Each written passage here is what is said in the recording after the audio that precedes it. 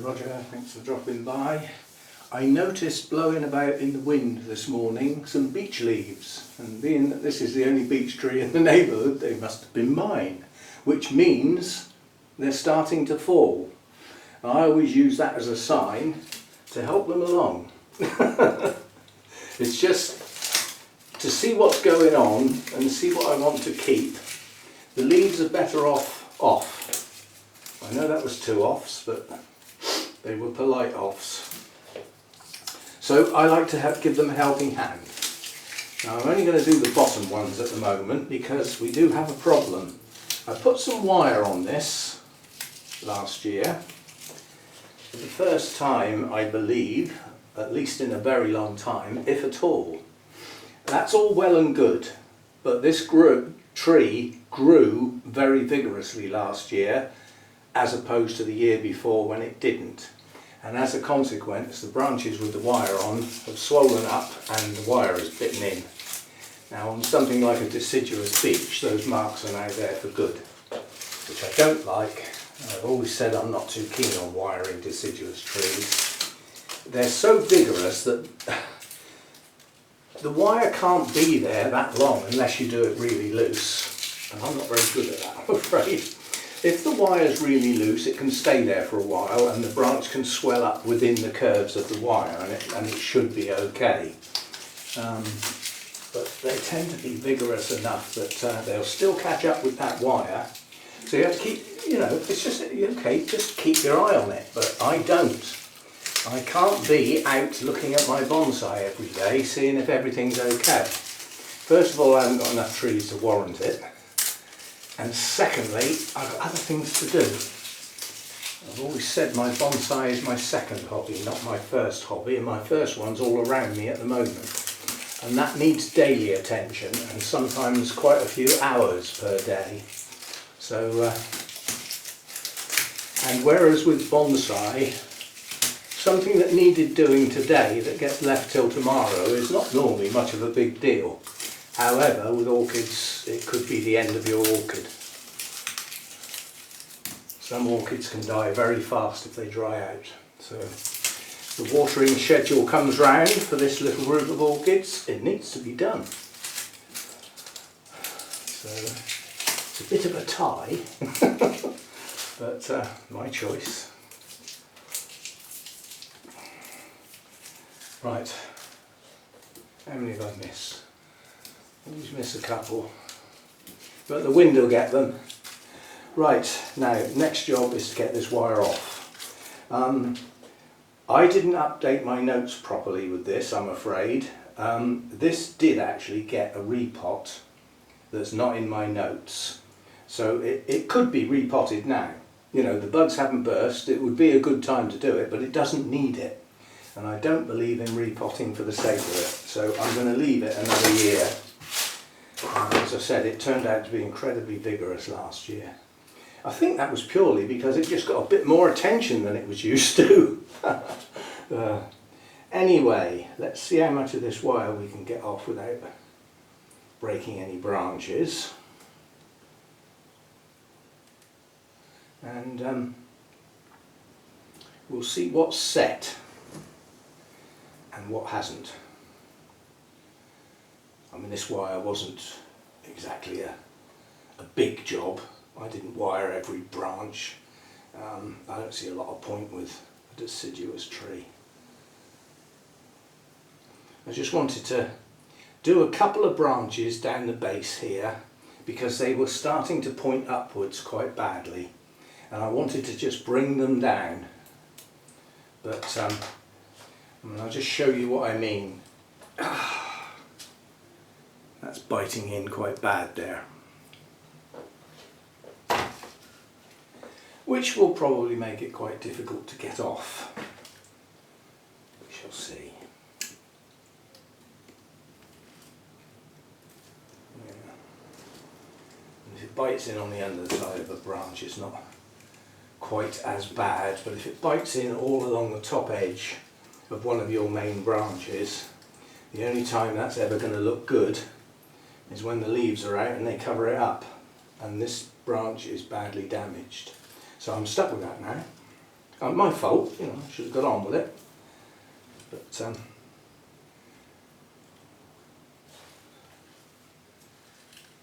right, it came off okay. That's actually remained in shape reasonably well.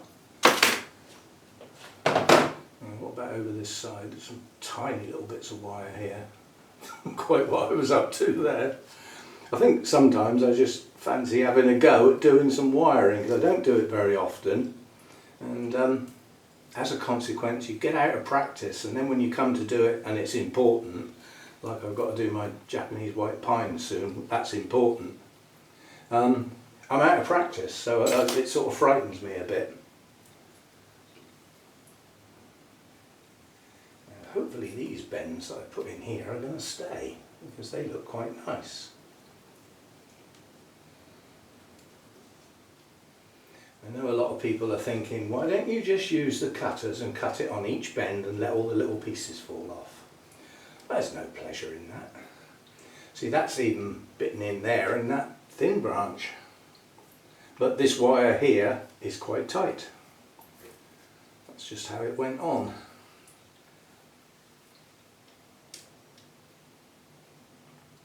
But the curves that I put in there have stayed. That's good. Here. This bit up here is bitten in really bad, the wire's almost disappeared.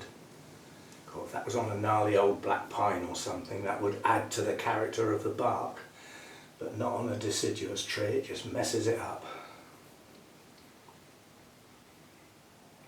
Messes it up to the extent where you sort of think, now do I even want to keep that branch now?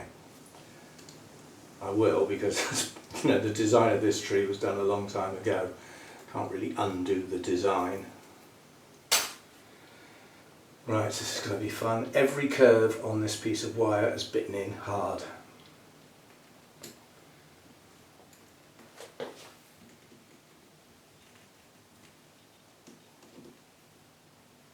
Oh, that's awful.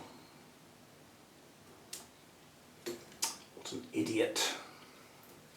Still, like I say, once the leaves come out, you can sort of hide it. But I'll bring this bit up close to the camera when I've got the wire off, and you can see just how bad it is. It's awful. It's totally ruined that branch. Will also have weakened it, because some of the pathways, you know, that the nutrients and the hydration actually flow through have now been blocked. And they've got to find other ways round, and instead of following a nice straight path along the branch, they're going to have to do like a fairground ride and go the scenic route. Right, so you get the thinner bit off, even that's bitten in a bit. I'm glad I didn't do the whole tree, because, you know, probably would have affected the whole tree. But I'll bring this branch up close to the camera, just to show how bad it actually is. And then we'll have a quick look to see if I need to nip any branches just to reduce them back a bit. Right. There you go. That's awful. It's bitten right in, right round. I mean, give it 5 years and you know, it won't look as bad, but that's not the point, is it? Yes, this put on a lot of top growth last year, which was good because this is in fact my new leader, and I could do with putting some wire on that. It does go off at an angle. Well, you get choices. If it goes off at an angle, you can do a chop, leaving the branch that comes back in the other direction. But so while I'm here, where's my skizzers? I've got a crossing branch here that goes right across, so pick an outward facing bud and take it off. Let's have a look then. See, now this branch here is vigorous. That could do with having a bit of vigour taken out of it, and I want to spread this tree, so again I'll pick an outward facing bud. We'll snip that off. What are we doing over here? This goes back into the tree. This bit will have to come off. Not going to go mad, but just a bit of shaping. Crossing branch here, two branches coming together.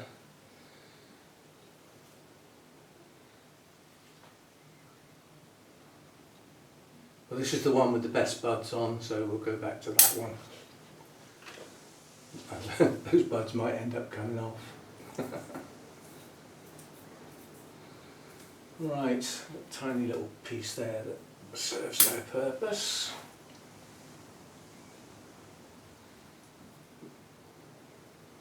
Right, it's got a bit here that's sticking right up into the tree, so that can come off. And all I'm going to do with this branch, because this branch has come out quite nicely now, despite the wire digging in, is I'm going to take the leaders off. That will reduce the height. And then the shoots that are left hopefully will go out a bit more sideways than going straight up. Now, looking at the vigour of this tree, these lower branches are not strong. The top is. So if I want to, as the energy comes back up from the roots to get these buds to burst, if I want a lot more of that energy to go into these lower branches, I've got to stop it going into the upper branches. So I think I'm going to have to take quite a bit more off, especially where there's giant buds, and just bring it back in. Can't take it all off, you've still got to have the sap rising. I could actually make this a new leader here and take the whole top out, and that would do the job all in one. I think I might do that. I'll have to go and get my branch cutters.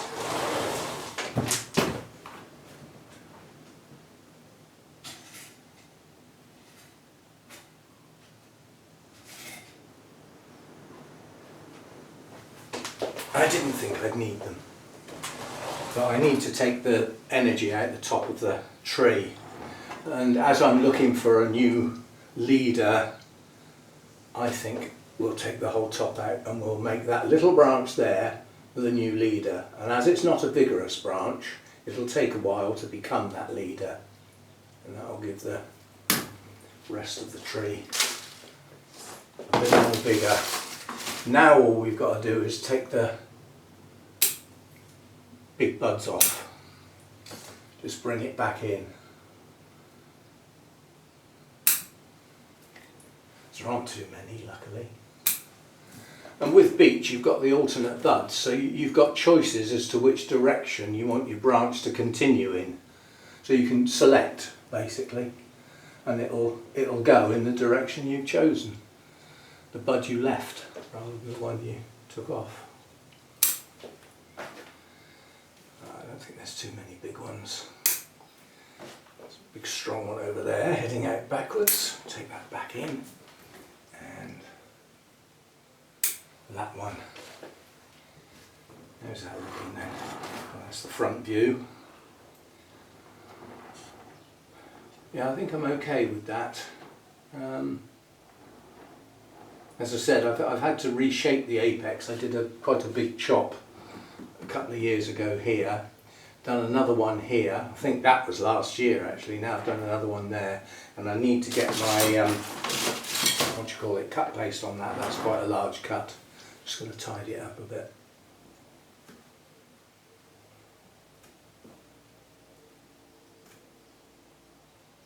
And we'll get some cut paste on that and just round it off a little bit so that it leads into that branch a little bit better. Be careful when you're tidying. You end up taking the branch off.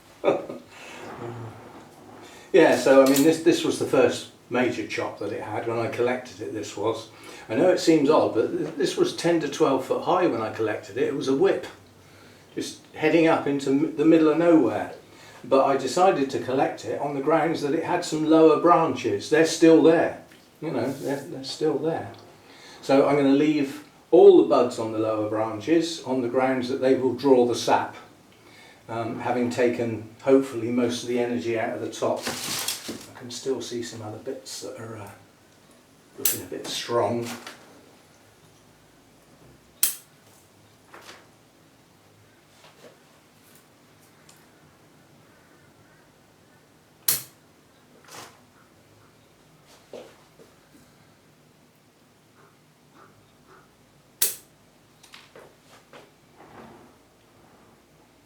That's not too bad. Not too bad. Now what am I doing here? Got a branch over a branch here. I know what I was trying to do there. We can do it by doing that. I was trying to bring some foliage across the trunk in this area, because it's a relatively straight area and it's got that huge scar on it. So I thought if it has a little pad, a central pad, then that'll cover that up. Still got quite a lot heading skyward over this side.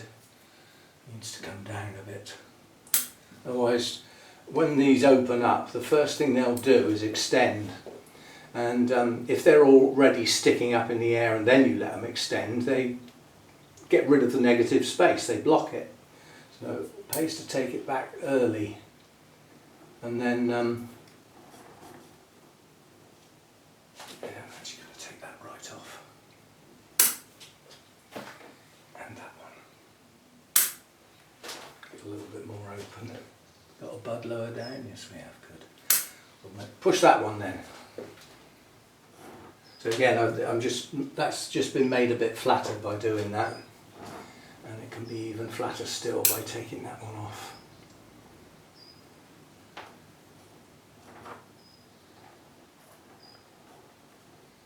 Yeah.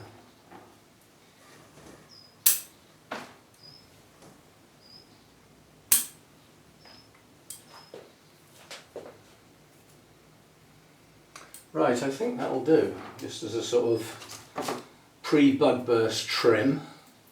God, these sheaths are really annoying. They make the plant look so scruffy. They just blow off in the wind eventually, but once you've taken the leaves off, they become very obvious, and oh, boy do they make the tree look untidy. So they just pull off, they come off very easily, but as I said, the wind has been relieving the tree of some of its leaves today, so the leaves were ready to drop, which precedes bud burst.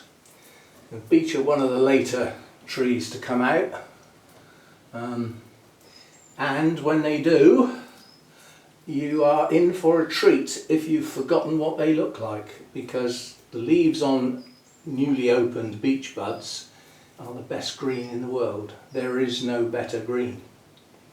It is the brightest, shiniest leaves that you'll have in your collection, and they last in that condition for some time before the sun starts hardening them off and they go a deeper green, lose their sheen and everything. But yeah, it is one of the best greens there is, newly opened beech. So we've got that to look forward to. I make sure I film that when that happens, to just well, literally get it on film. I still haven't got round to doing something I promised myself I would do, which is taking a still from a couple of different angles of each of my trees and filing them away. Something that I ought to repeat each year, or maybe start of year, end of year. Or just a winter image and a summer image, something like that. But as a record of what the trees actually look like, and then you forget. You know, you sort of think, how long have you had that tree? Oh, I've had that tree about 7 years, but you can't remember what it looked like 7 years ago. Well, I can't. You might be able to, but I can't. Anyway, that is its winter image, which is not that good, and I've never been one for trying to maintain a beautiful winter image, because I don't go out in the garden and look at it in the middle of the winter because it's cold or wet, and I don't do it. So I don't worry too much about the winter image. I worry more about what it's going to look like when it comes into leaf. Now I was going to take the moss off, What I will do is try and separate out this horrible moss, because this really didn't ought to stay. This moss is okay, this cushion moss, but this stuff that looks like a load of little tiny stars is not good for the tree. It gets down in the pots and it's not ideal. But if you can keep on top of it, the other moss will eventually dominate. But initially it won't. That moss is dominant. We'll just get the worst of that out of the way. Just that section there. That's probably when I repotted it and I scraped all the moss off, I just missed one little bit. That's all it needs. And it will get going again.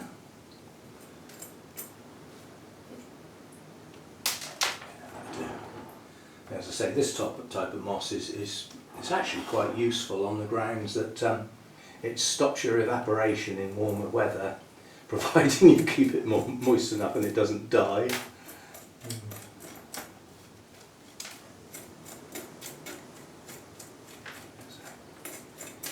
A few little bits dotted around, but it's just a matter of having a go. You probably only need to do it once a month just to keep on top of it. As I said, gradually the other moss will spread, and once it gets like this, it becomes dominant and the other stuff can't get a hold.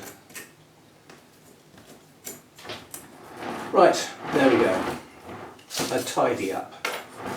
And now when I put it back out on the staging, I won't be able to see it from in here because all the dead leaves have gone, and that's what I was looking at.